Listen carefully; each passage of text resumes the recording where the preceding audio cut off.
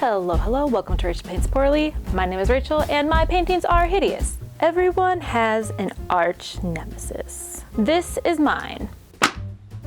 The 2013 December edition of Southern Living magazine's Big White Cake. According to Southern Living, the Big White Cake, as the tradition is known, began inauspiciously enough, with a lemon-filled coconut layer cake topped with fresh cranberries and greenery gracing the cover of the 1995 December issue. The next year, a special cake was created for the 1996 Southern Living Home for the Holidays edition, but the square white cake with gingerbread men and a fruit-by-the-foot bow was such a hit it was used for the December magazine cover instead. Since then, the Big White Cake has featured on many a cover of the December edition, leading up to the year of our Lord 2013, when I made the fateful decision to create the cake myself. The results were not great. It tasted good, it just looked not so good. And I endured years of gentle ribbing because of it, even as other attempts turned out much better. By 2020, I had had enough and set out to redeem myself with this, a redo of the infamous 2013 Big White Cake. But alas, while this iteration looked good, I had forgotten to add the cocoa powder to the red velvet cake mixture, and the result tasted like bread. Bread and sadness. Which brings us to December of 2022, and Southern Living drops a magazine that looks familiar. Coincidence? Turns out no. No, it is not.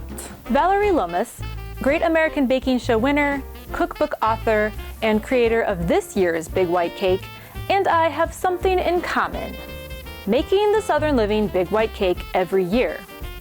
Also like me, the 2013 cake made an impression on Vallery, so much so that her red velvet d'auberge cake is, quote, an ode to that memorable dessert, but with a Louisiana accent, end quote, as the d'auberge cake with its minimum of 6 thin layers originated in New Orleans. Unlike me, Vallery's 2013 Big White Cake experience led in part to her creating the 2022 Big White Cake, while mine just got me laughed at for the past 9 years and counting. And so this year, it's personal. I'm taking you down, Big White Cake, next generation. Let's do this. Here we go again.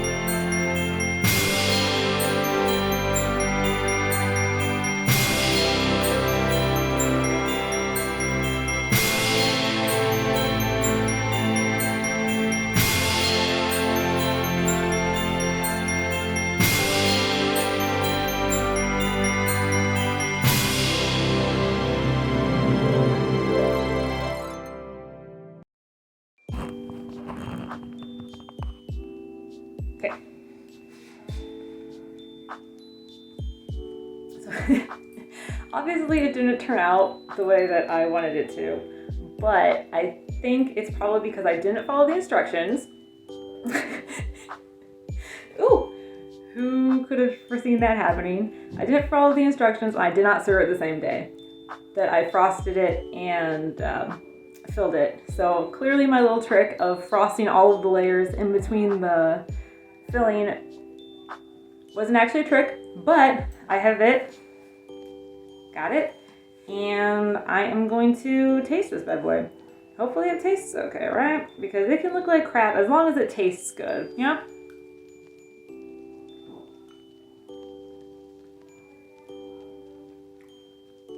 It's not bad. It tastes like chocolate, kind of. A little bit of chocolate. I do like the filling. The filling is very, it's got that zing. It's got a good zing to it, like the cheese zing.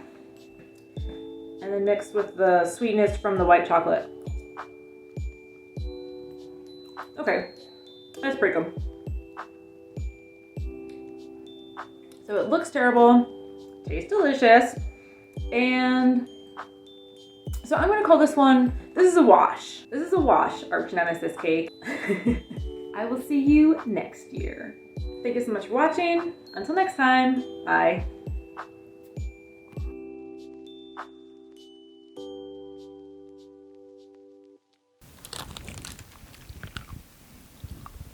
You're welcome. Oh, mama. Candy. Yeah.